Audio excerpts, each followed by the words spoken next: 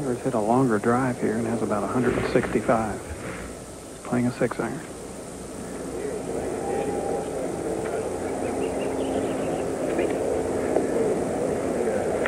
Beautifully played.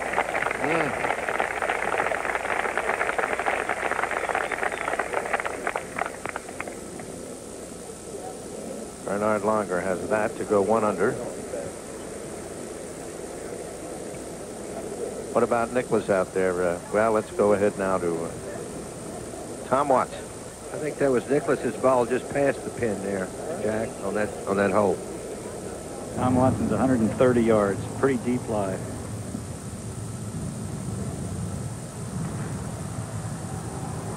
He's going to land it way short and try and make it run up. That's a good shot, Dave. Especially after that one at the last hole that got away from him so much. He got it whole wide. Beautiful touch there. Beautiful touch. So the situation very close, tight, exciting, and dramatic here at the Olympic Club in San Francisco, and we'll return for more third-round action in a moment. Better than 25,000 at the Olympic Club in San Francisco, wondering which of the 6 players atop the leaderboard might emerge to claim the lead as his own. Tom Watson at 1 under playing 10. He's at the top of your screen. Ben Crenshaw currently negotiating 13. He's at the middle of your screen. And Tommy Nakajima, currently on the 11th hole, is at the bottom of your screen. For Tom Watson, it has been a round where he has lost 2 strokes. He began the day as the co-leader with Mark Wiebe at 3 under par. We check in now with Jack Nicklaus, who began the day at 2 under. He is currently at 1 over. He is putting for birdie.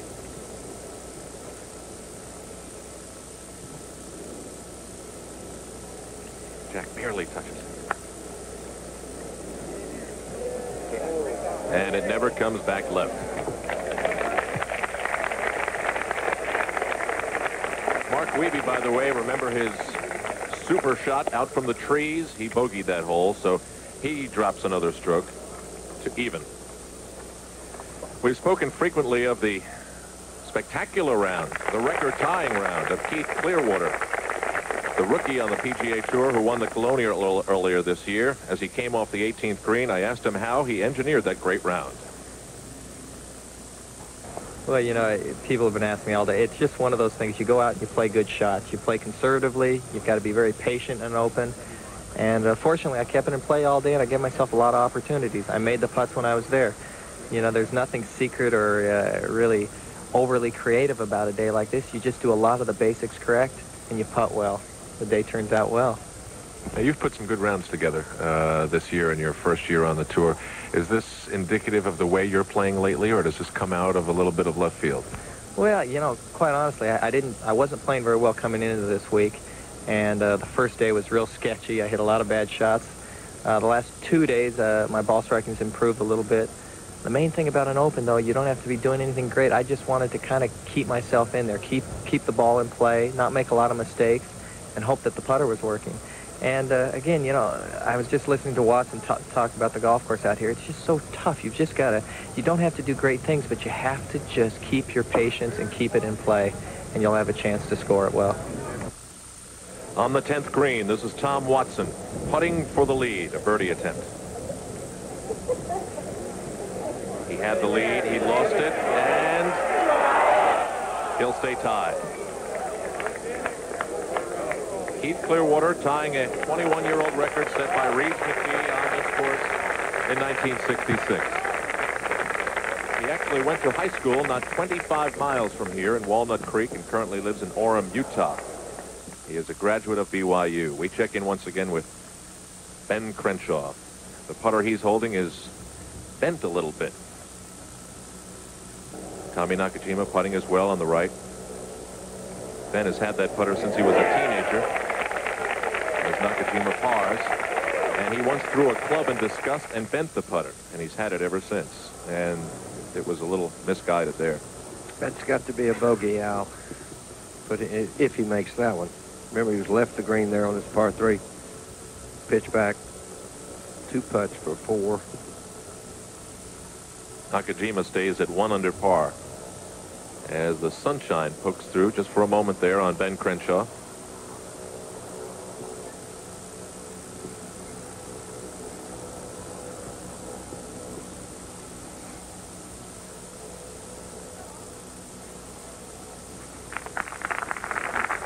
You want to talk about some failing fortunes? How about Bob Tway? Began the day at 1 over. He is now 9 over. Ray Floyd is now 6 over, began at 1 over. And Greg Norman is 4 over, began the day at 1 over. Here's Tom Watson.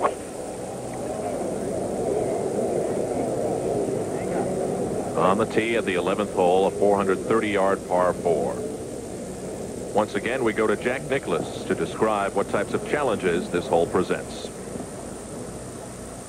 430 yards, 11th hole, par 4, slightly uphill, has a very wide tree line, but a very narrow fairway.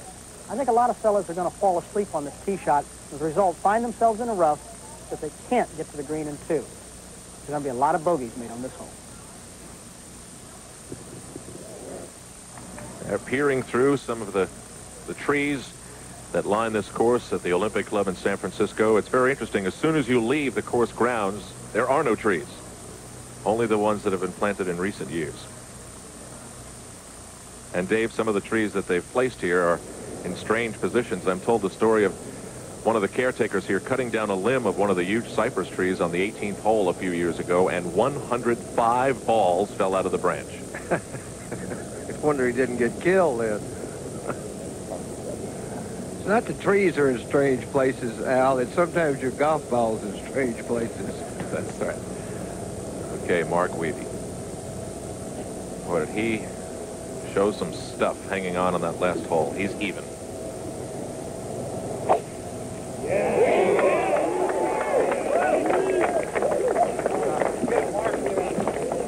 You know how kids play on the basketball court and dream that they're Dr. J, or on an ice rink perhaps that they're Wayne Gretzky? Mark Weavy, when he was a young player, used to stand over a putt and say, "I'm beating Tom Watson for the U.S. Open."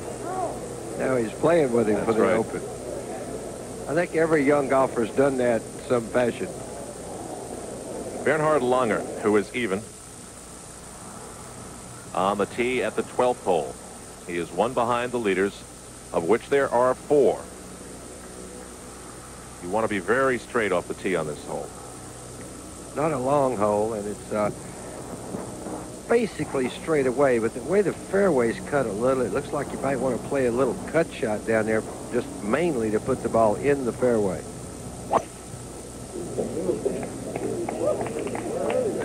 You heard the clink of the Center of the fairway. The metal wood right down the center, Ed, indeed.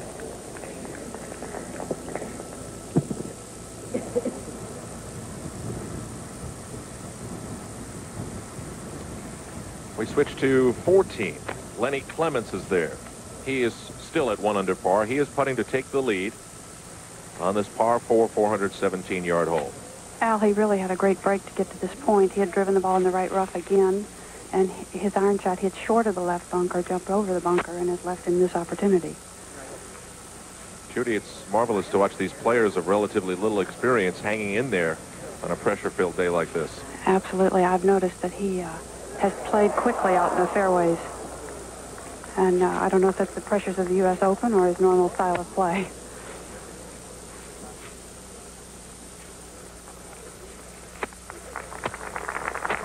So Lenny Clements will stay at 1 under par.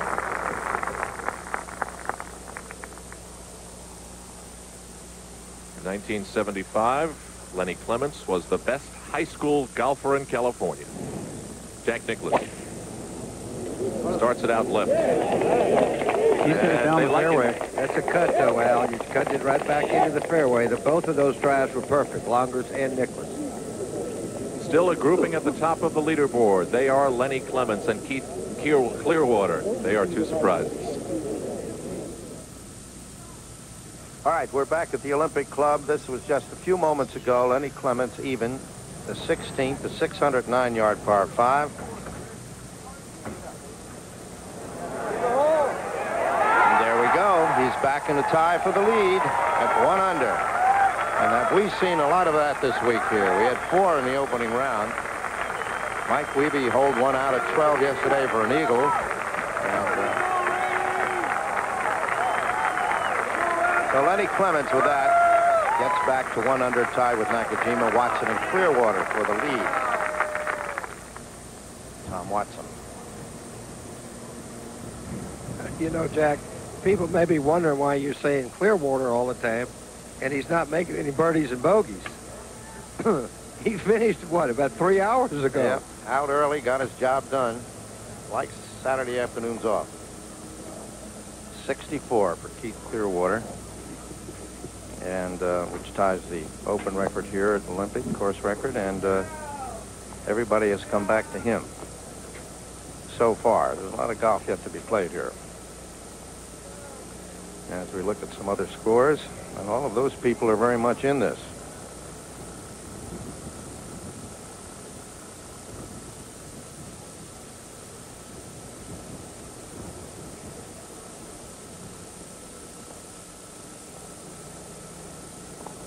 Now, Tom Watson.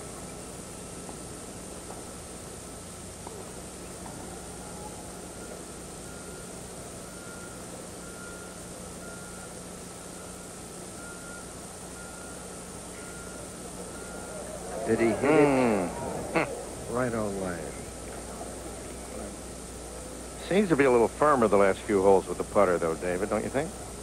A little better now. He's, you know, he's got off to such a shaky start there with the first hole, and then 3 putts at third hole. Bogey 4 or 5, whichever one it was, 4, I think. You know, that's a real shot in the stomach to you from leading this tournament to out of the lead almost immediately. But he's a tough player. Mark Wiebe played an amazing shot, David, to get it to this point. He was standing in the bunker, had to take a very flat backswing at the ball and pop it straight up in the air. Just played a marvelous shot. Something like Longer must have played a minute ago then, because he was down on the steel standing in the bunker and played the shot. I think it was about the same, yes. I'll tell you another fellow who you've got to really look up to is Jim Thorpe. He was 5 over par after 5 holes. He is still 5 over par, and he has about a 2-footer for a birdie, which will get him to 2 over for the championship. And he's just plugged along, and he stayed in there.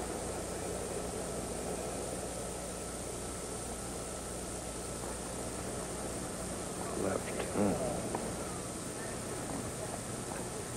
Well.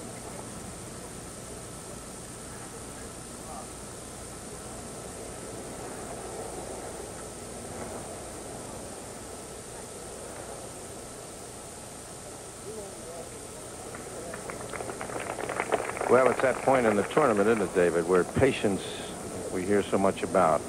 That's exactly what I was thinking, Jack, that the patience that you needed to shoot at the center of the green when he was in the rough. Maybe not so much at the flag. Talking about Mark Wiebe there.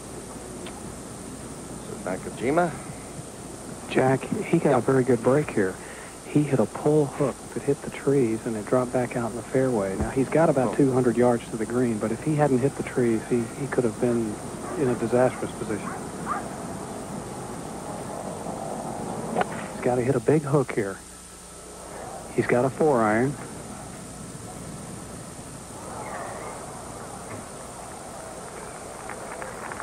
Just short there. Just short of the green. It's coming back towards you, though, a little bit.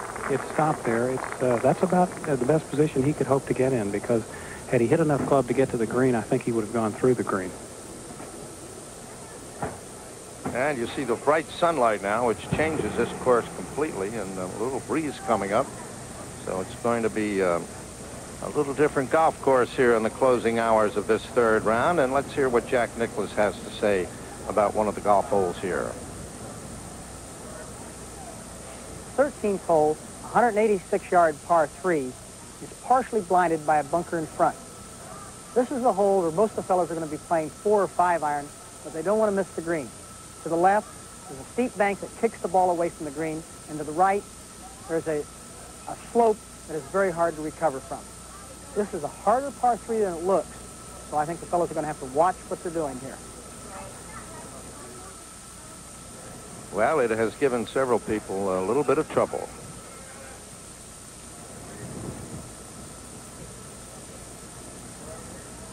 James Thorpe, who, as Bob Rosberg was saying just a moment ago, is still there. Well, he knows about playing in opens and what you have to do. So he must have made that birdie there at the 12th hole. He did make birdie there.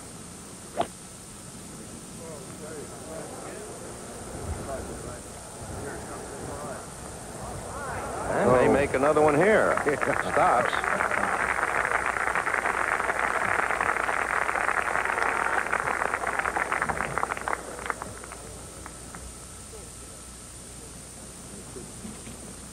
Thorpe, Weeby, and Watson. Here's Tom. Wind coming a lot more out of the right than you think, Dave. Hard to feel, but it is coming out of the right. Looked like he started that to the right. Did he? A little draw? And it did. Stay on. All right. Stay on.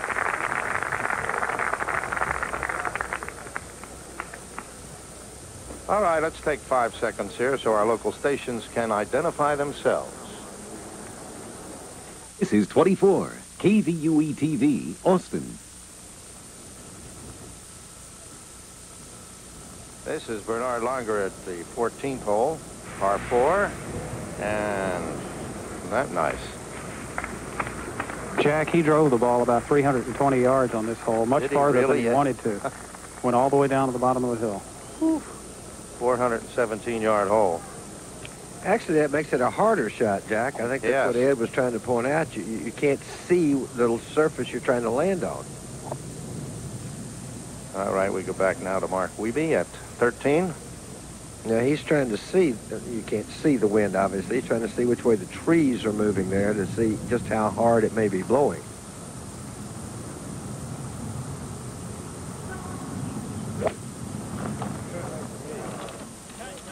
It's a little left side, isn't it?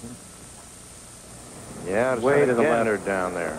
Oh, we've seen an awful lot this week.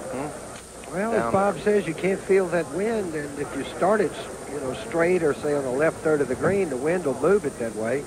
And as Jack pointed out in the hole model, it bounces that way because it lands on the side of the hill. Leaderboard. I wonder what it was like playing this hole before the trees were there.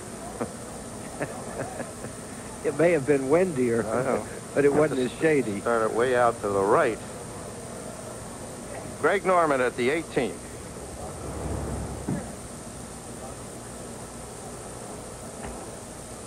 He is 5 over for the tournament.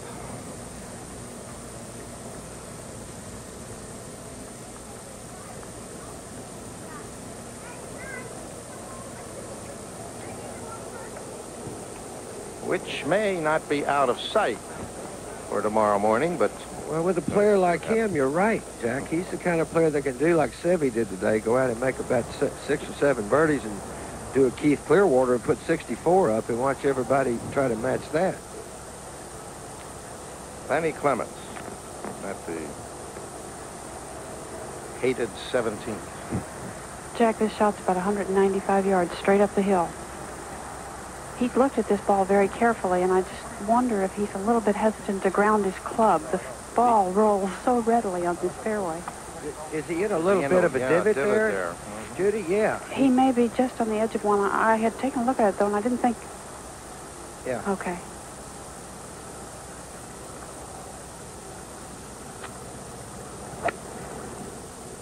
Yeah, hit it fat, sounded like.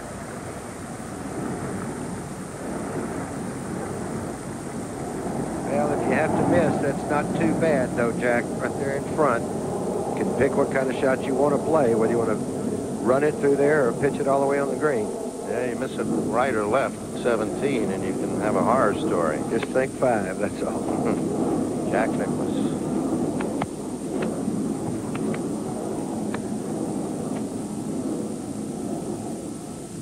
A really great shot against this position.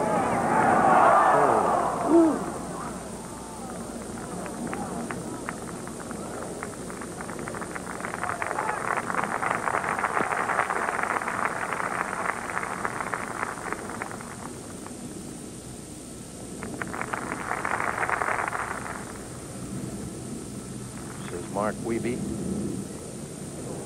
13. Oh, my. That was really not a very good shot, Jack. He had a pretty good lie. He did? Yeah, he really did. He's pitching back into the wind. I really thought he was going to get that ball pretty close. I think he's lost his concentration, though. He's had a little problem back there at 12, and that hurts. Now longer is even, just one shot behind the leaders, who at the moment are Clements, Nakajima, Watson, and Clearwater.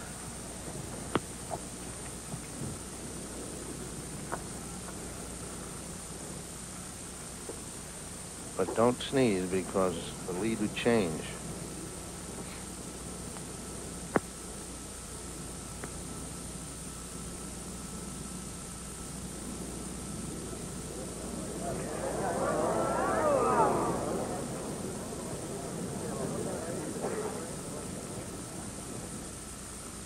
Back at 13, Weeby's third shot.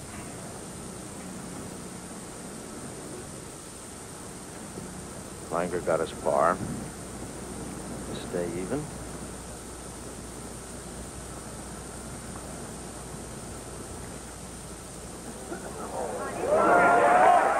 Well, what do you think about that, folks?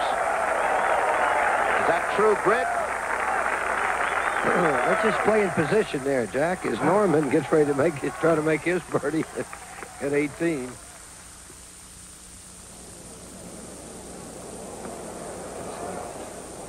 Well, Greg has that left for the par to keep him 6 shots behind the leaders at the moment. My goodness, Mark Weeby had a great par. Well, it was exciting. It may have been ugly, but it's all his, right? Not beautiful on that card. The enchanted cottage, that card.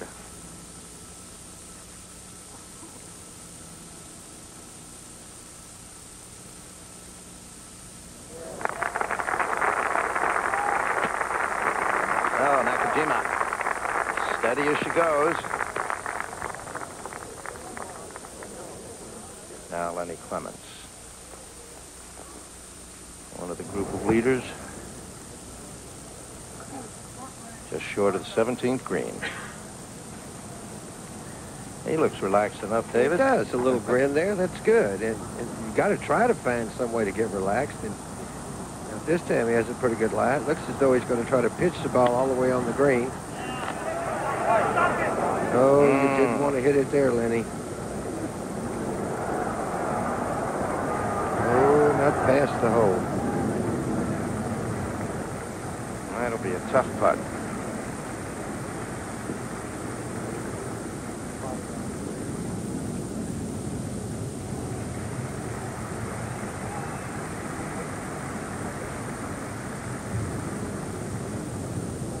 Hasn't won on tour yet, but another one of the fine young players that come out. Won money every year, played very well. This is the defending champion just a few moments ago at the 18th. Oh. Wait a minute. Yeah, it's Gravity City there.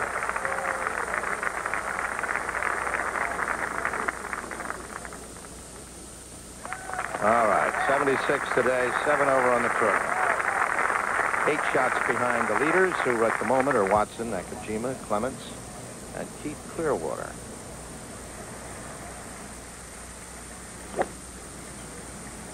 Nakajima at the 15th. The 7-iron, Jack, about 150 yards. Oh, beautifully played. Just a little more, and he might have been in the hole. Well, if it hit a little harder, it would have bounced forward. You know, sometimes you get a little hard spot on the green and get a good break when you need it. Back at 18. And there is Norman for par.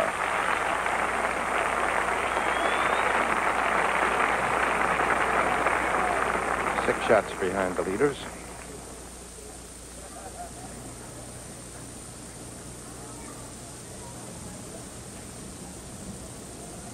That's Lake Merced in the background.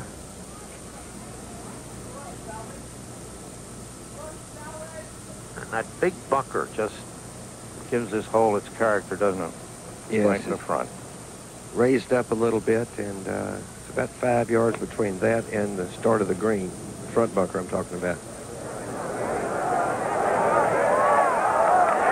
was that a good-looking shot? Langer in the land to join the leaders here. And now we have a beautiful sunshiny day.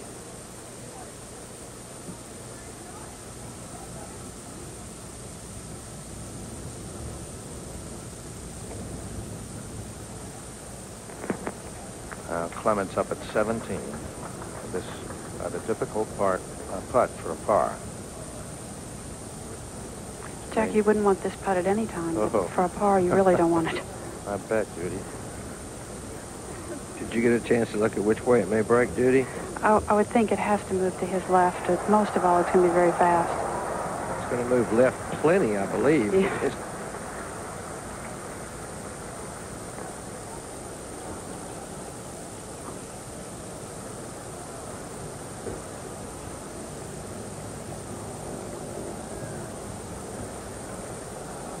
Well, that's a good look. Hit it much Hold on, better. hold Look out on. now. Once it gets started down that hill, Jack, that's why I said when he pitched it by the hole, it's almost anywhere but there. Of course, he knows it too. It's a lot easier to say than to do. There's Mac O'Grady, who's playing with him. He's at +1. He's very much in this tournament.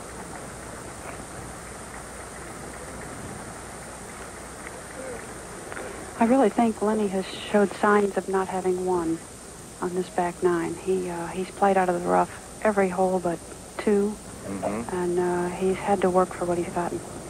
Then when he put it in the fairway, he got it a little bit of an old divot. So That's right. that doesn't seem fair. Was it you that said nobody said it was supposed to be fair? Well, it wasn't me originally. I think it was Mr. Robert T. Jones, Jr., known as Bobby.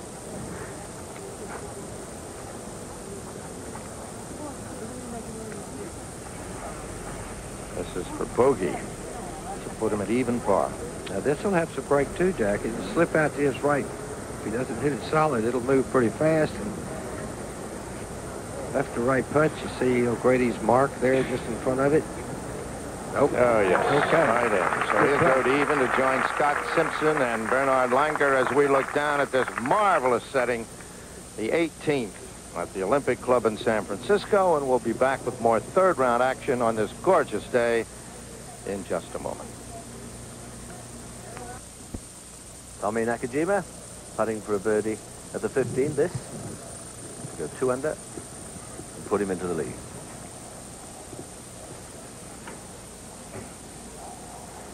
Gets his head stills, running well. Oh, nearly spun out, but it went in. Beautiful putt. So Nakajima now leading by himself. This goes the 18th and Al Trautman. Well, Peter, of course, we saw Tommy Nakajima's putter work there, but for Raymond Floyd, that was a consistent problem today, Raymond, at 7 over par. Tell me a little bit more. Well, Al, I went through a streak of 3 putts in a row at 6, 7, and 8, and in my career, I've never done that. And I've had fits on the greens all week, and that's why my scoring's so high. Is this just a continuation of problems you've been having over the past couple of months? I haven't been putting well, and I've been a good putter throughout my career, but nothing like this. I had a round the first day that could have really been in the low 60s, and I just made 2 birdies, and it's just taken in. You know, it's put a lot of pressure on my game, and if I miss a green, I'm pitching it. No matter where I pitch it, I don't make the putt. So it's tough, you know. But it's part of it. You got to do that to win. And a man you were playing with today, Greg Norman. Greg, you started at 1 over, wound up at 5 over. Tell me about your adventure. Well, a little bit of the same lines as Ray there, Al. If you miss the greens, you got to get it up and down. That's the secret to winning a major championship, and I haven't been doing that all week, and I've missed quite a few greens. I've made a couple of 3 putts like Ray has. Just inconsistent. I mean, I'm either short or I'm either long with the stroke. So I really haven't had the feel for the greens or the confidence to putt well on them. Greg, you might be pessimistic considering the round that you've had, but yet the way the championship is going, you really can't afford to be, can you? Well, not really. I mean, I got to think about doing something like Keith Clearwater did today, I suppose. 64 out here will get you right back into contention, as we saw. He might even end up leading the tournament at the end of the day. But, you know, the golf course with the sun coming out and the drying conditions, it's just getting tougher and tougher. Okay. Greg Norman, Ray Floyd, thank you very much. We continue now with the 87th U.S. Open. Raymond Floyd at 7 over par, Greg Norman at 5 over. Let's go to Jim McKay.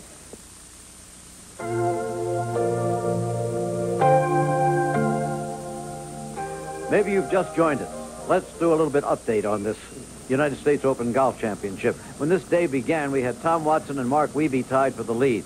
Since then, the story has really been a young man named Keith Clearwater, who very early in the day went out and shot 64 to tie the course record set by Reeves McBee 21 years ago. He's been part of the story. The other part of the story has been the golf course, because none of the leaders have been able to go under par today. Tommy Nakajima has taken the lead now, as you know, 2 under par for the championship, but he's even par for the day. No Oriental has ever won the United States Open, although T.C. Chen of Taiwan made a pretty good run at it a couple of years ago. Tommy Nakajima, the leader now, however, scores under par today. We might tell you Clearwater 64, Mahaffey 67, John Mahaffey, Seve Ballesteros 68, and then we had all at 69, Mark McCumber, Curtis Strange, Dan Pohl, Gary Hallberg, Kenny Knox, Dale Douglas at age 51, oldest player in the field, shot a 69 and is 2 over for the championship, and still obviously a contender, 4 shots out of the lead. Nick Price of South Africa also had a 69.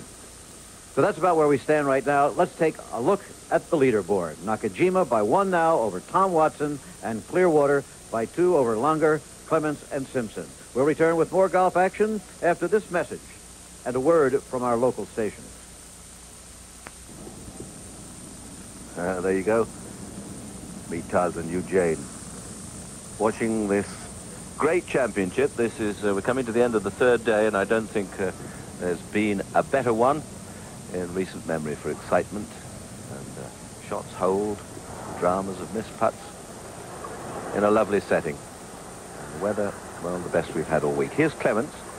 This was recorded, his second to the final hole. Clements at even par. Oh, and a spin off the bank, and that's finished very nicely for him. Or has it finished yet?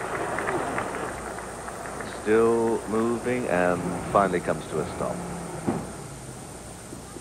Wiebe. 14th. For a birdie, and he's just not happening for him.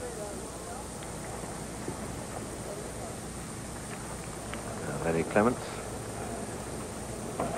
walking up to the 18th, and what a good performance he's put on today. Not really used to the pressure of this sort of occasion, but he's kept things going very well indeed. He started at level par, and he's still level par, but with a chance here on the final hole for a 69. Great crowds looking down on this short finishing hole. There's 343 yards.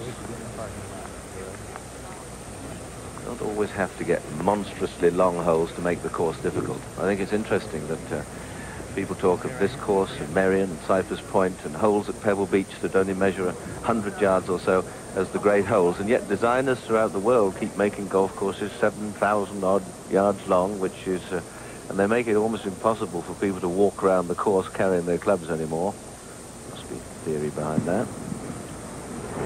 Nicklaus at the 16th, his second shot on this 609-yard par 5, and he needs to just come out of the rough. Well, it doesn't look to be lying too badly, but that's just an awkward little shot. Jim Thorpe, he's battled away today still. 2 over, this for a birdie, and he, oh, it just tippled in. That'll help a lot. Started the day 2 under, now 1 over. And Nakajima leading the way, remember, at 2 under par. And cool Clearwater, well, he finished early. Keith Clearwater 1 under. Now Nakajima, here's the championship leader at the 16th.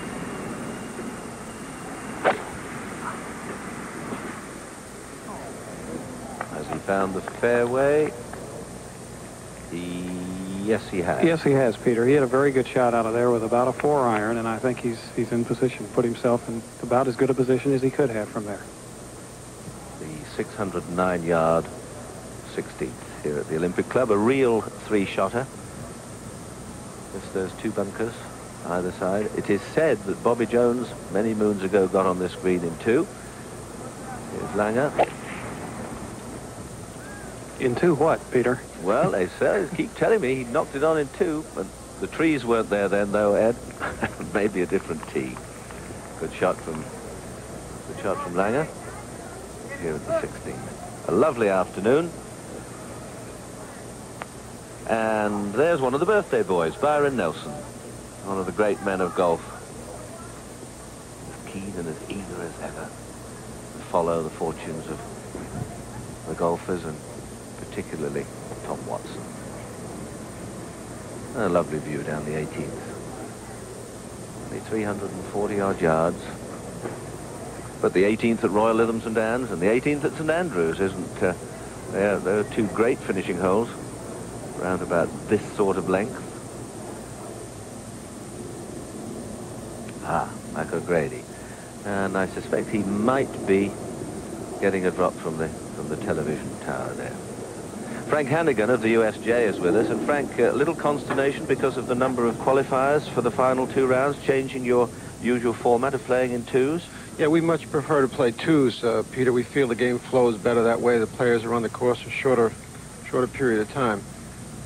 But because of that, we had to back up and play threes. Now, tomorrow, with more time, with an hour later finish, we will revert and play twos on the fourth round. Jim Thorpe at the 15th. Good shot. Oh, better than good. Superb shot. And suddenly, if he can get that in, he's back to level par. Once again, challenging for the lead. So it really has been a remarkable 3 days, and it's not quite over yet. There's 3 or 4 holes left to go. Tom Watson, he really has had an up and down day. Started at 3 under, went to level, and got it back to where he is now, 1 under par. So what wouldn't he give for a nice, well, par finish?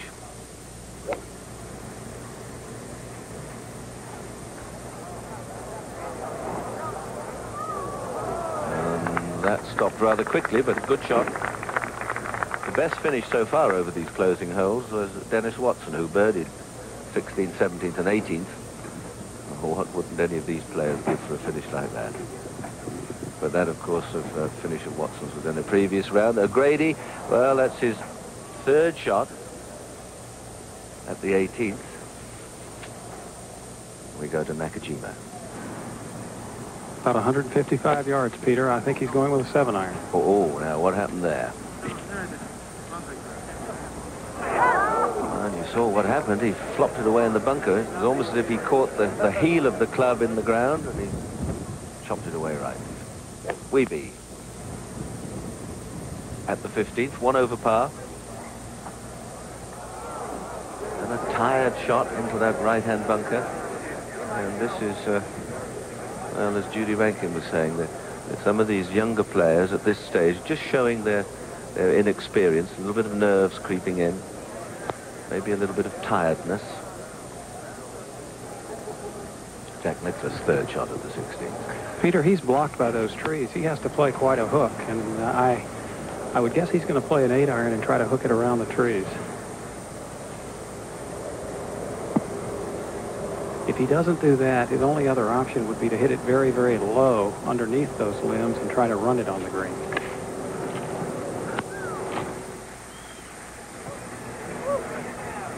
Well, he's chased it through the back of the green. He didn't have much chance to stop it with the amount of hook that he had to put on it.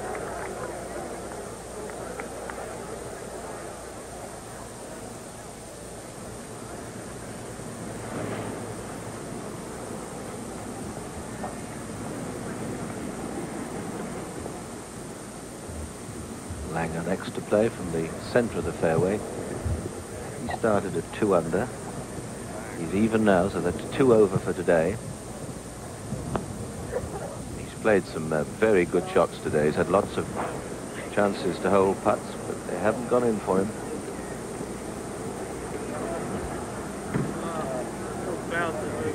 He's got one of the coolest heads in the business.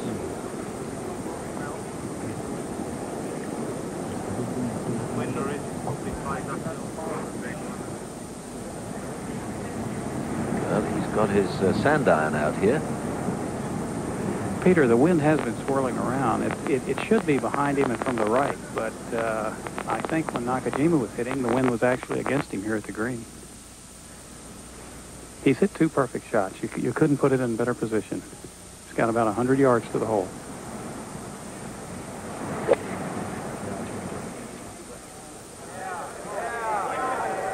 Oh, good shot. The course is in magnificent condition. The fairways are almost like a smooth carpet, a tight Wilton carpet. It's Clements for a birdie at the 18th, having just spun in off the bank of the bunker. This for a 3.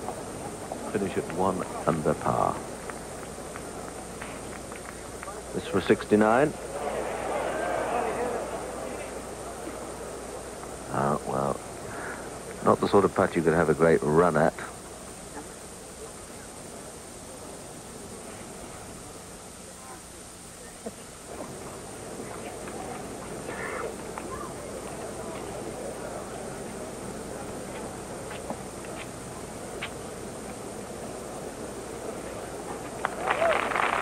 Round of 70 for Lenny Clements, who finishes level with the card, equivalent to 3 rounds of 70. Very nice playing indeed.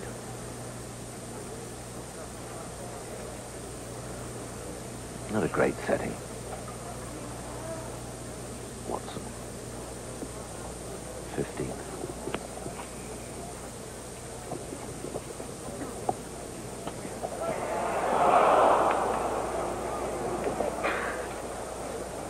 See how close it is. Keith Clearwater started his round at 8:20 this morning, so he's been finished since around about 1 o'clock. He had lots of time to think about the wonders of his round. A 64, tied the course record. 10 players have broken 70 today, and so far 6 players have. It's 11 now with Clements moving under 70, and 6 players have scored 70.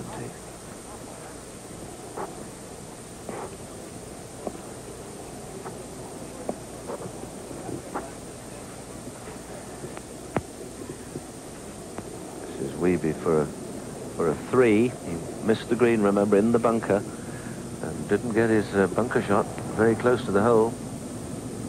So he's going to drop certainly another stroke here. He was buried in the bunker, Peter. It's one ball that did bury. It's been a funny day, Bob, hasn't it? Watching them toing and froing, and the lead ever changing. Promises to be a great day tomorrow. I'll say. And I'll tell you, Jim Thorpe, you know, he's right there again. Yep. For another birdie.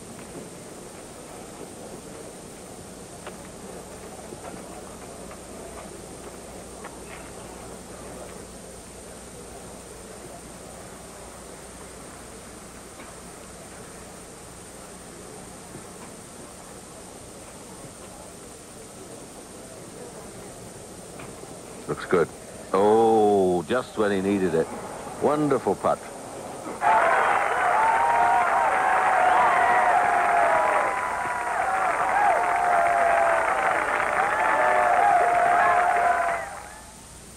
Peter, his ball is buried here. I don't believe he can stop it by the hole.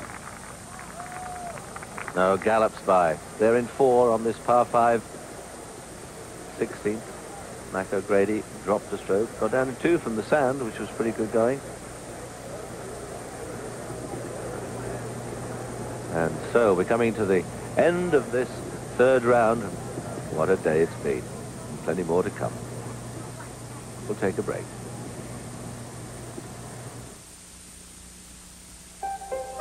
Whose idea was this? Engineering. I thought it came out of advanced design. Yeah, but that was after the committee revised it. Sometimes a big idea can turn into a white elephant. But at Martin Marietta, we test designs while they're still ideas by using computer simulation. So we can fine-tune a communication system or predict a space crash behavior before problems begin to multiply. The question is how we can explain this. Martin Marietta, masterminding tomorrow's technology. You've built a name in business for all the world to see. So build in the protection of USS Energy. Across the USA, the big name for protecting business is USF&G Insurance. Ask your independent agent. We got you covered, America, through every business day. USF&G covers the USA. Today's weather brought to you by Michelin. Bright, sunny, and seasonably warm, partial clouds developing by midday. This afternoon, scattered showers with a chance of severe thunderstorms and local flooding. The barometer falling fast. Watch for the possibility of snow turning to freezing rain later this evening. So don't leave the house without your trusty raincoat, boots, and most of all, your Michelin all-weather tires. Michelin, because so much is riding on your tires. John Houseman for the investment firm of Smith Barney. This gentleman just wiped me out with a roll of the dice. But when it comes to real investing, with real money, consider Smith Barney. Where wiser heads than mine scrutinize every possibility, because good investments don't happen by chance. Smith Barney. They make money the old-fashioned way. They earn it. Well, there's a rather unusual pictorial view of three of the leaders here. Tom Watson has seized the lead by himself again. He led at the beginning of the day, and he does again. Nakajima on the right had the lead. He just made a bogey after Watson's birdie. Nakajima has dropped a stroke back and is tied with the man in the middle, Keith Clearwater. Ben Crenshaw on the 18th fairway. Short par 4, but this green is something to see. Tiny green. Okay, that didn't pull back. If the one starts rolling back, it can roll back a long way. The flagstick on the back today, it's been on the front the past 2 days. We're told that Keith Clearwater, who shot his 64 many, many hours ago, has been back in his hotel watching the telecast. So congratulations again, Keith, on that record-tying round today. And stay up late, because you're not going to tee off till late tomorrow, right? It's a long time between when he finished and when he gets to start tomorrow. That's right. Ben Crenshaw, whom you just saw hit onto the 18th green, is 1 over par for the championship now. Crenshaw, who started the day 1 under, so he's 2 over on today's round.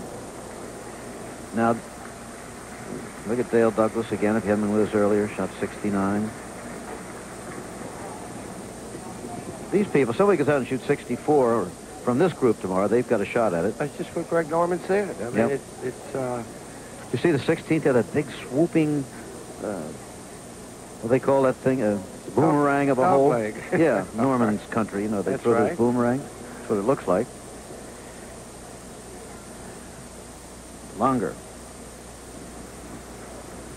If he makes this, he gets within a shot of the lead again. How many times have we said that today? But he didn't. And ooh. This might turn out to be like Shinnecock last year, when all of a sudden, tomorrow afternoon, at some point, you may have 8 or 9 or 10 people with a chance to win. We did have 9 tied for the lead last year with 9 holes to play, and one of them was not Ray Floyd at that point who won. Let's go down to Al Troutwig. All right, Jim, I'm with Lenny Clements, one of the challengers for the top of this leaderboard today. Lenny, for someone who has never won on the tour and has had limited success, how do you explain your sudden rise in a tournament filled with so much pressure? Well, I feel like I'm more in my surroundings here. I like tough golf courses and tough conditions where par means something, and I get my adrenaline flowing a little more, and if you shoot 70, it's a good score. And sometimes 68 and you feel awful, and out here 70 and you feel great. 70 is not only a good score. I mean, when you have a Greg Norman shooting a 4 over and a Ray Floyd shooting a 6 over, you're talking a great score. Here's Bernard Langer. He made the putt. Lenny, does spending as much time in California as you do have any advantage for you in coming to this course? Have you played here before? Have you had any great experiences up here that maybe gave you a little bit of an extra edge? Oh, I haven't played up here but once before I came, and it's nice to be back in California. It really is. The greens are fast, which I like very much, and it's nice to not be playing in a lot of hot, humid weather. I like it very much. Now, you've struggled for a long time to get onto the tour. I know that you've had your battles. What you're doing right now must make those hard days, those rough days, very sweet. It feels better. You know, I've been playing better the last year and a half, made a little money, and I do feel that my time's just around the corner, and who knows, if I can go out and make a few putts tomorrow, who knows? All right, Jim, Lenny Clements right in the middle of this ever-changing leaderboard. Lenny Clements, a man of average height, 5 feet 8 inches tall, David, 160 pounds. But this game does not go to the giant, although he has a chance to. Be it Jumbo Ozaki or somebody like that. We're going to take a break as you look at the scores, and then we'll be bringing them in at Olympic. At the dreaded 17.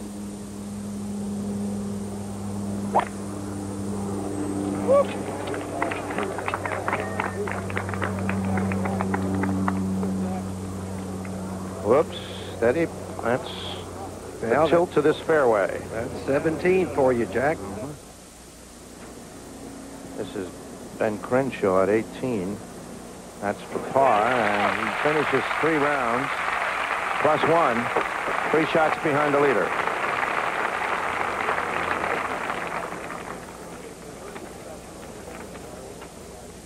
It's still in good shape, though. A few minutes ago, Nakajima at the 17th tee.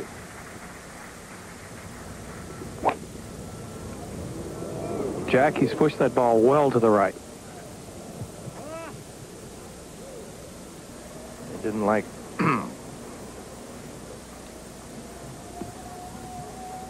Edward, we heard that ended up on a piece of clothing down there. Is that true? Well, I'm going that way, Jack. I'll certainly check it out as soon as I get there. Okay. But it's not one of Nakajima's best. May not be too bad if he's... forget the sweatshirt for a minute. He'll get relief from that. But he's in the bare part where the gallery's been walking, Jack, and that's a break rather than the high rough between the fairway and the gallery ropes. Down in that general vicinity.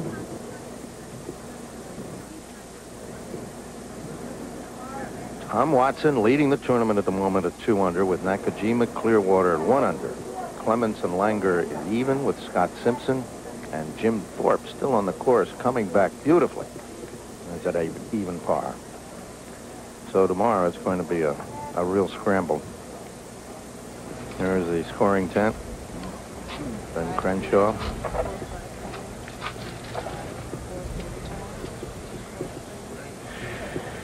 Larry Mize, Craig Statler. Larry Mize finished at 1 over, the Masters champion.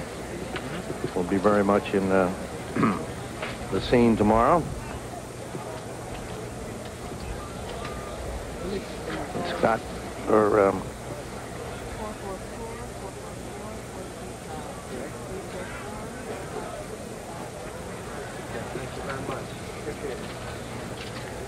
important part of any round. There's the drop that Nakajima got at 17. Jack, he was indeed on a piece of clothing there, I guess a sweatshirt, and of course that rule that you might want to bring in Frank Hannigan. Yeah, Frank Hannigan. Well, the sweatshirt or article of clothing is an obstruction. In this case, it's a movable obstruction. What he does is he removes the movable obstruction. And then the important thing is he doesn't place it under there. He must drop it. Which he does. Looked like a good drop. It's very important. He's been working on his drop lately, he told me, and it... Bernard Longer. He's in the shade, Ed. Is he all right? Jack, his problem is going to be one of making a full swing. The lie in thick grass isn't all that bad, but he can't make a big swing at it. He's punched it out short of the green there. Very good position. Couldn't have done much better. Yep, steady. Just in the first cut there. That's what he has. Back at 16, Tom Watson, the leader, third shot.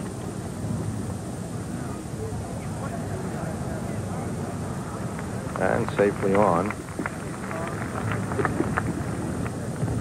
Oh, Tom Watson, who led, co-leader, and slipped a little coming back as we watch Nakajima now. The second shot here at 17. And he too will put it up right in the throat. Par 5 for the members here, and they shorten the tee a bit and make it a par 4 for the pros, and the two amateurs who were here for this United States Open. How about Jack Nicklaus, Ed? Well, he's got a pretty good lie. He's in the light rough and about 180 yards up this hill and into the wind. So it's really 180 yards would be a normal 5-iron shot, but it's probably about a 3-iron shot right now. I'm told he has a 4, but I think he'll have to hit it pretty well to get it to the pin. He might be playing a shooter there, Ed. Squirt out of the rough there a little bit. Well, I've been watching Jack swing, and he's been kind of what I call undercutting the ball and picking it out of those lies, and it really hasn't been flying a lot when he's been in that situation.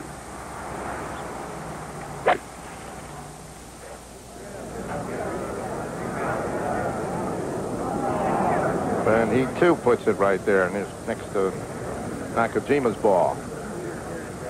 You were right, Ed. I'd like to remind you that on ABC's Monday Night Baseball, division rivals clash when the Montreal Expos and Tim Raines meet first place St. Louis, or Kansas City battles Oakland.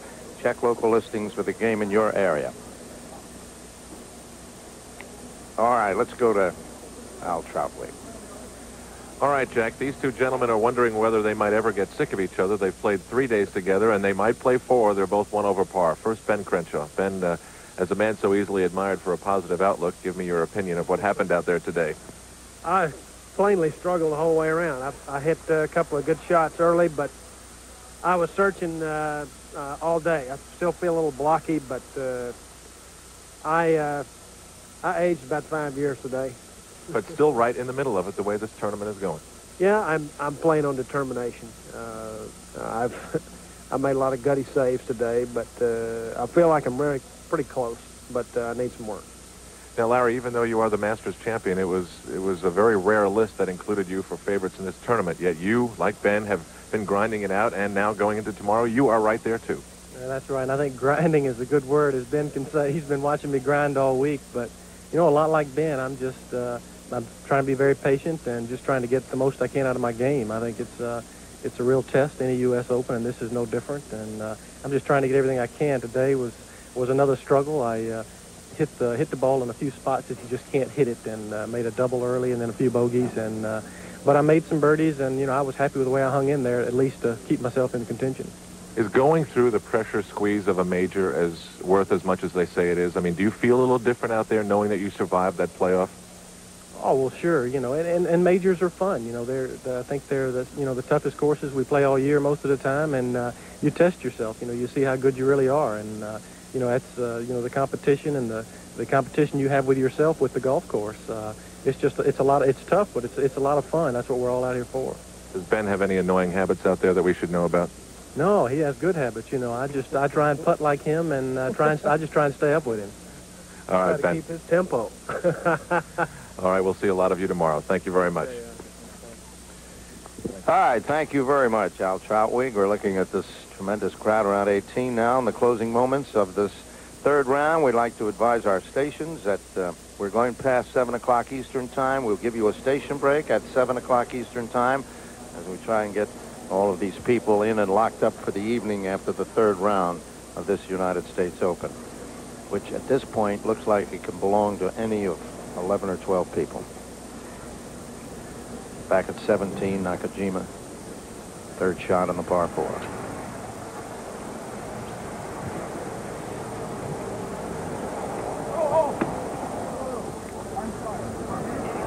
Whoa, nicely done. And an interested onlooker there was Nicklaus, who has almost the same shot. Back at 16, Tom Watson on in 3 at the par 5. He's the leader. After a shaky start, steadied and has gotten the lead by himself at the moment.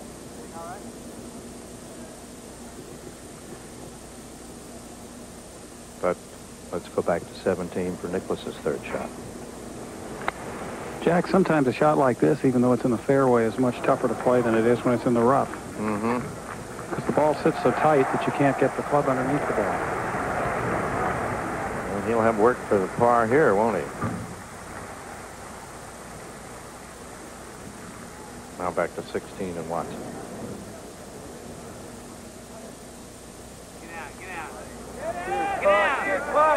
Stop.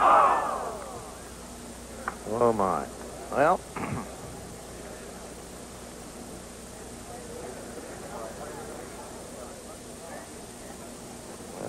We've had two different golf courses now, the first 2 days, and the golf courses it's played here the last few hours when the sun has come out. Jack, it's a harder golf course when the sun's out and it dries this out. It really is. Better off where it's a little overcast and a little softer to play. That's absolutely right, Dave. As we look down here at the 18th. The brilliant sunshine that's now visiting this section of San Francisco. There's the 17th.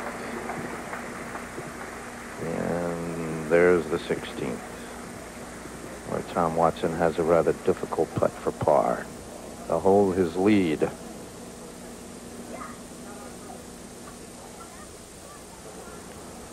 Mark Wiebe will go first.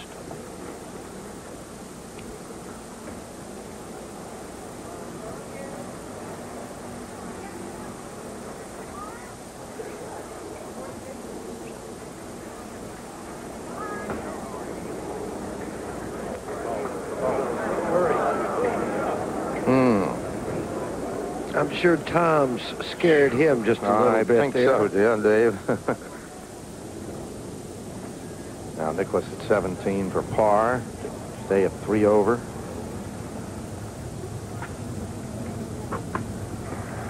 Big swing to his right here. Go. Jack now at 4 over. 6 shots behind Watson. Hard putt to make when you're having a tough day. Scott Simpson has just birdied 18. He is now 1 under.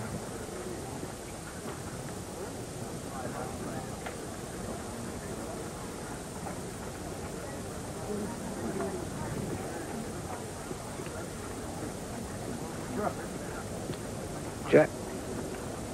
Well, let's show you Scott Simpson a few moments ago at the 18th.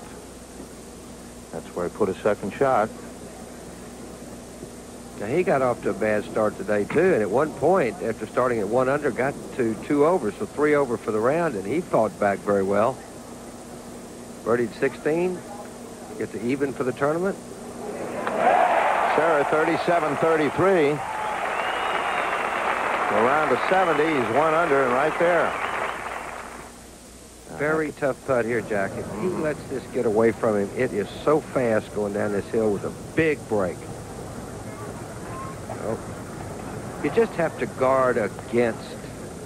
It's not a putt where you can really take a run at it. The fairway is not only tough, this green is, because it was built, designed for a par 5 and a shorter play into the green, like a pitching wedge or an iron or something.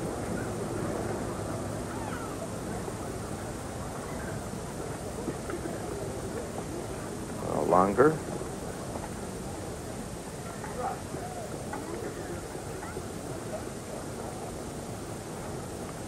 All right, Tom Watson on your left here for par at the 16th to keep his lead at 2 under. And Longer on the right for par. Tom's putting uphill. Oh, yes. Well done. Longer's a side hill. Watson remains at 2 under. Now Longer trying to stay at even par. Nicklaus is.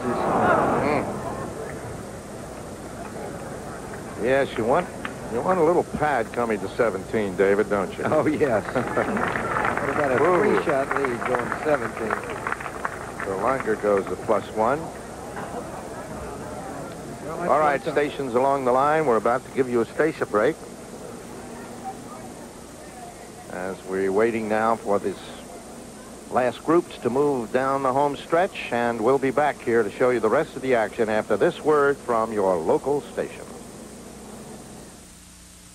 Cooney versus Spinks, Tyson versus Thomas, Friday night on ABC Sports. This week on the 24th Saturday movie at 10:30, The Intern, starring Cliff Robertson and James McArthur. Give it to me, I'll put it back. Listen, for once, do something for me, just for once, will you? We use that to save lives. Will you forget about that damn code of ethics? We're not allowed the luxury of temper. You don't think much of surgeons, Doctor. Not as much as they do themselves. Aside from your degree from medical school, can you think of any reason why you should be called doctor?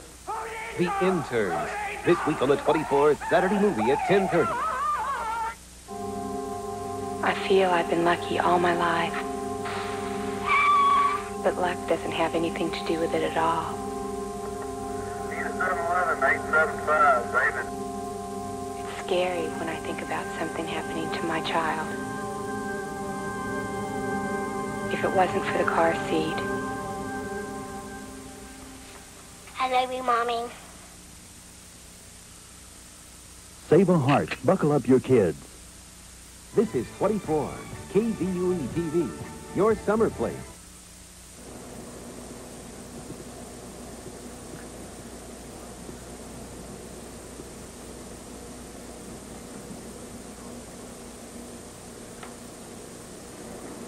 Bernard Langer coming down this final hole. And what a struggle it's been over these this last 45 minutes or so for these top players at the end of the day. And he's a little anxious, and that's wide. Let's go down to Al Tratwig, who's got Scott Simpson with him. Al? All right, Peter, we so frequently use the PGA Tour media guide to find out more about the players. The very first line about you, Scott, is that you are quietly going about your business all the time and letting your golf do the talking. On 18, that's exactly what you let yourself do. Yeah, I had an interesting day today, really. It was first 6 holes I didn't hit a fairway or a green, and was 3 over. And after that, I just made a little change. I hit every green the rest of the way on in and hit it close, and it was nice to see that last putt go in. Did it help you at all? I mean, there were so many big names atop the leaderboard when the day began. All the attention seemed to be focused on them. I'm sure a large part of the gallery was always drawn to them. Did that take a little of the attention away and a little of the pressure off of you to perform better today? Oh, maybe a little bit. You know, I played with John Cook and Bob Eastwood, and we're, you know, not the big names. We're kind of sandwiched in between those guys. So, yeah, it might have made it a little easier, but, geez, we all started the day terrible. So, you know, maybe not. I don't know. But I was lucky to just get my game going. You started as a caddy for your father when you were only 9 years old. I'm sure he's watching. What do you think he's thinking? Oh, I think he's probably just beside himself with excitement. You know, he's a real good amateur player in San Diego, and he told me, so this course is suited to your game, because he's played here more than I have.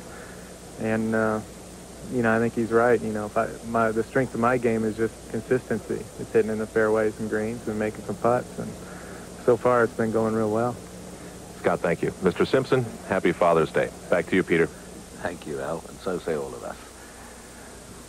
17th tee we're going to on videotape. We're going to show you the drive of Tommy Nakajima.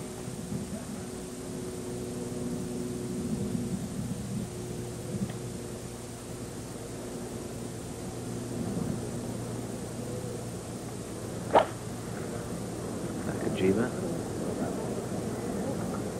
18. And he's just off the fairway.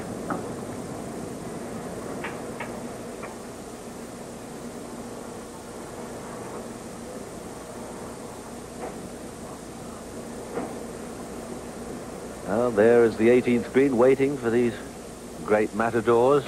And what a funny old day it's been. Looking down the scoring sheets, the middle section of the day, there were 27 players. 12 of those 27 players were par or better. That was the middle section of the day. The first 27 players out this morning, only 4 of them were par or better. And so far, the last section, in which there was 24 players, we've only had 2 so far doing a round of par. So here's Tom Watson at the 17th. The leader. And has he kept it up too high? No, he hasn't. Oh, it took a big bounce. A friendly finger wagging at it. That was on videotape. And now just two threesomes left out on the course. And then the third round will be over.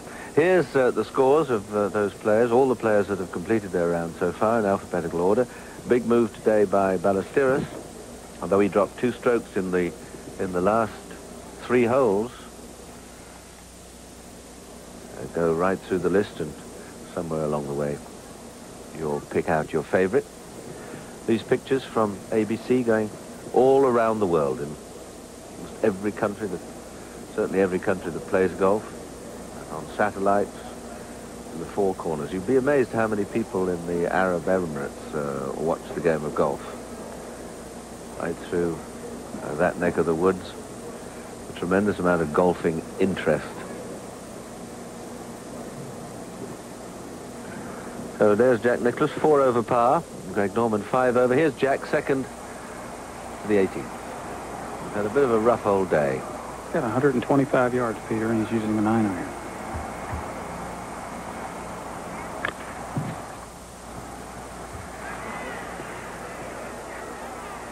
Good one. Steady. Steady. Nestle. Stop.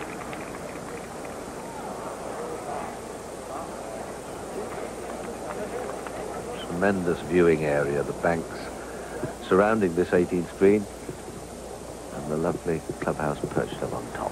Well, there, somewhere in there, is a ball. This is Nakajima's second shot. He's only just off the fairway. Those trees are hanging over a bit ahead of him. He's got the kind of a lie that he can't really judge. He can get it to the green if he judges it right. Hit the tree, I think. I believe he did, yeah. Peter. It may have stayed in that tree. I never did see it work its way down. Oh, Dave, was it you saying 153 balls dropped out of one branch there or something? No, someone else did, but... Dave, I think you're right. I think the ball may have stayed in the tree. I'm looking right at it and had a good view, and it never came down. Oh, there's somebody shaking that tree limb up there. It may have stayed in that tree. There now is a bunch of people have climbed that tree. Well, now we've got Frank Hannigan with us. Now, Frank, what happens? Here he is. He's hit his ball. We know it's up there. What happens? Well, I guess, first of all, we better be sure that it didn't come down. Just supposing it stayed up. If it's up there, he would have to identify the ball in order to treat it as to have the advantage of calling it unplayable. Obviously, up in the tree, it's unplayable. If he can't identify it, then it's treated as a lost ball. There's really probably no practical way of identifying it. Well, so that means he's stuck with, he'd have to go back and drop it and play stroke and distance. Well, what if it is stuck in the tree and they shake it down, the kids that are up there, Frank? That's just an outside agency, isn't it? I mean, he'd be, in a sense, lucky that they did that. Yeah. If that happens, then the ball's been moved by an outside agency, and it can be treated as an unplayable lot because he would have identified it. Okay. There's Langer's shot at the 18th and 17, and Watson, second leader of the championship. Can he chase it up onto the green? He most certainly can. Chases it too well. Through the back of the green.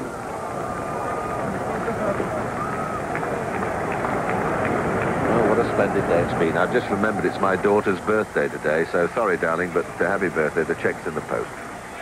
Another one of those famous sayings. Here's some more alphabetical scores for you.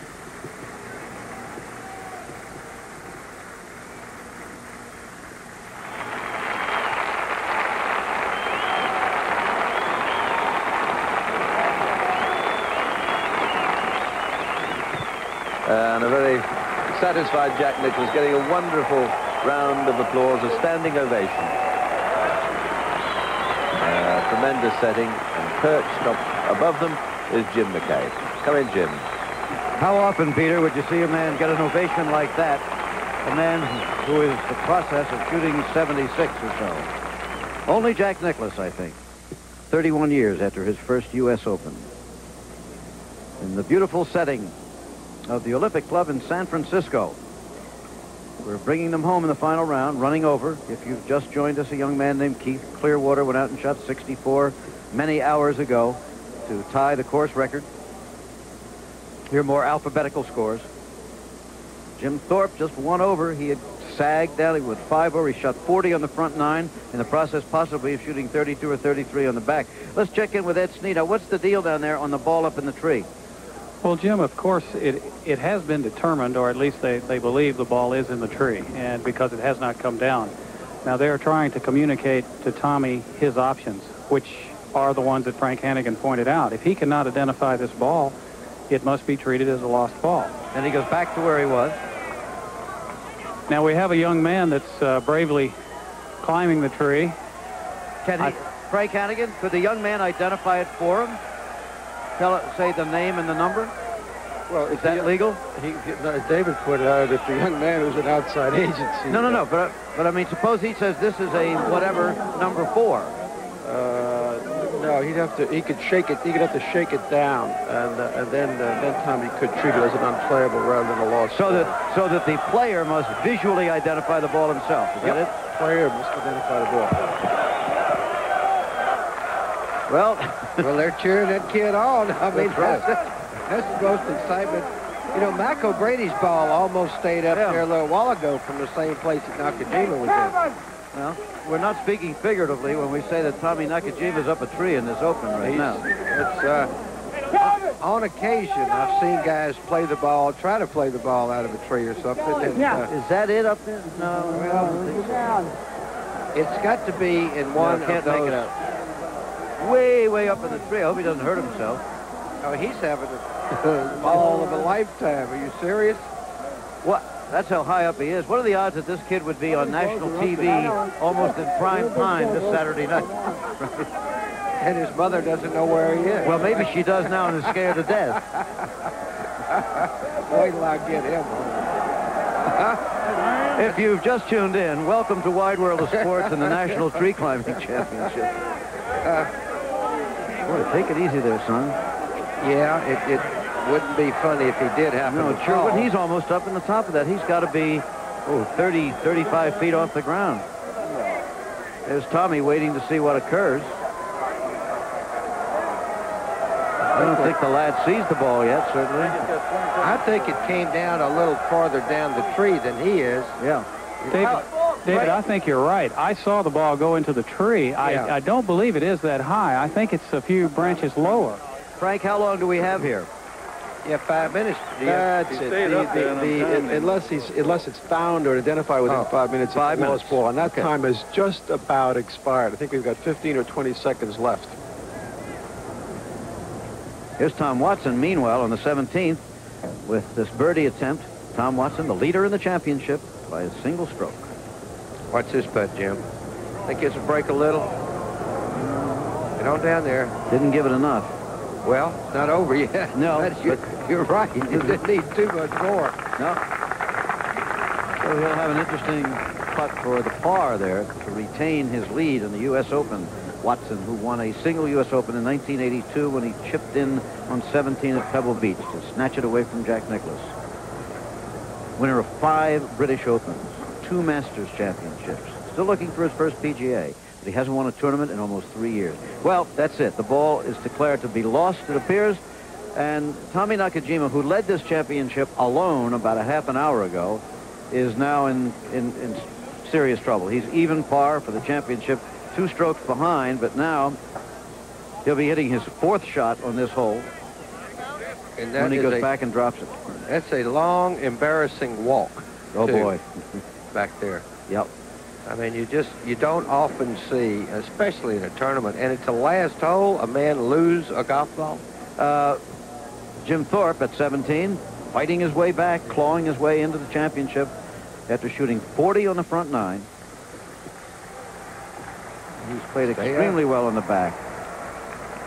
Okay. It's a good putt, a very good putt. That's one you just want a 2 putt. Get on to the next hole.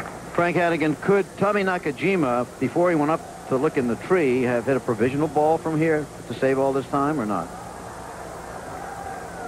Are you there, Frank? Jim, you asked if Tommy could hit a provisional ball in order to save time. Yes, he could have, but I think the circumstance of leaving a ball in a tree with a short iron to the 18th hole in the U.S. Open is so unusual that you're really not likely to think about playing a provisional ball, are you? No, you aren't, especially with all these people. Plus, to tell you how tough these trees are, Lanny Watkins stuck one in there with a driver on Thursday. So these trees will hold a hot shot, too. Remember how we said at the beginning that lightning strikes at Olympic, and here's another example of it. It has struck Tommy Nakajima. That's too bad. That is not a 1,000,000-to-1 shot, but certainly a long shot. Now watch this little putt right here, and it is swift. You can't be too aggressive here.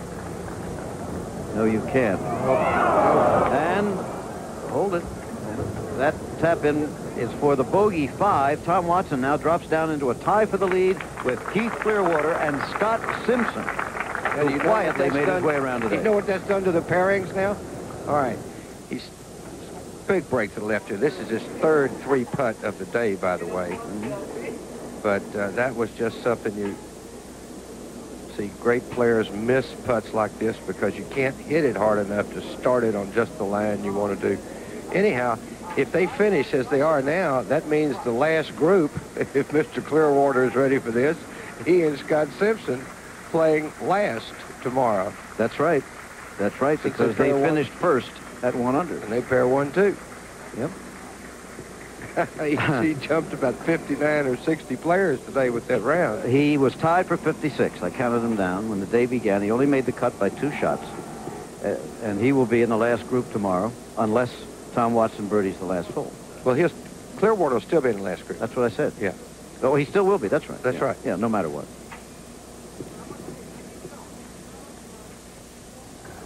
Now, back at 17 to Mark Wiebe. Now, Wiebe was tied for the lead when the day began. He is now at 2 over for the championship and 5 over on today's round. Make that 6 over on today's round. Oh, man. You know, I was just going to say, but by no means out of it because Tom has just come back toward him. Yep. He'd have been within 3 shots of the lead. Yep, he's still only 4 shots out. Only 4 out. Watson, Clearwater, and Simpson by 1 over Nakajima and Clemens, but Nakajima's going to go worse than that. And by 2 shots over Longer and Jim Thorpe and Ben Crenshaw and Seve Ballesteros and Larry Mize. All those guys within 2 shots. Now Nakajima putting for a 5. Jim Thorpe made his par at 17, remains at 1 over for the championship.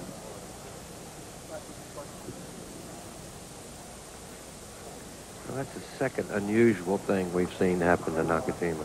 Wait till tomorrow.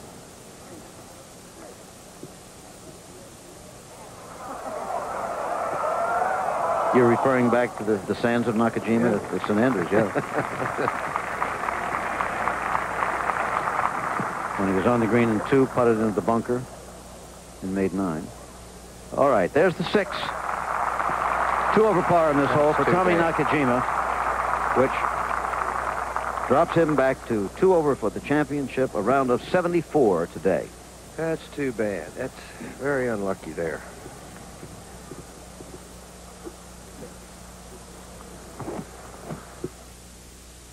Now, Longer.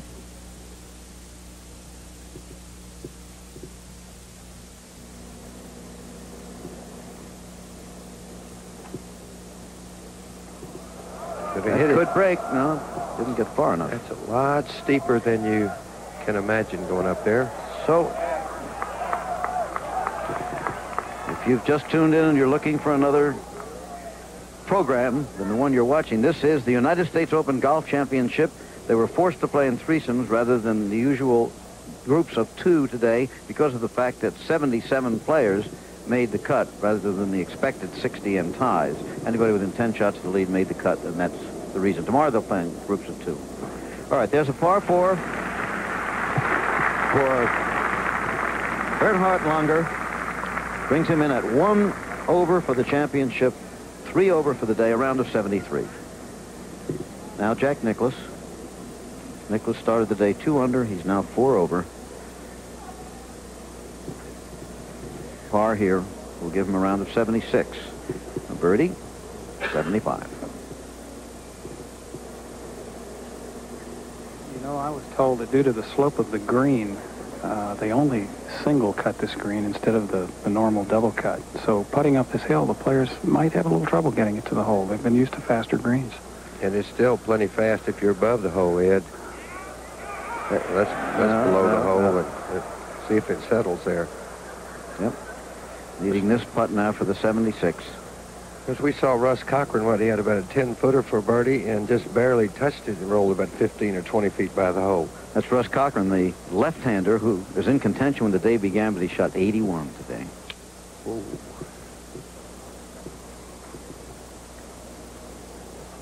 Seen that stare for 21 years in the Opens at ABC. He Right, played in 31, huh? This was your first, right? And our first one was right here. Yeah.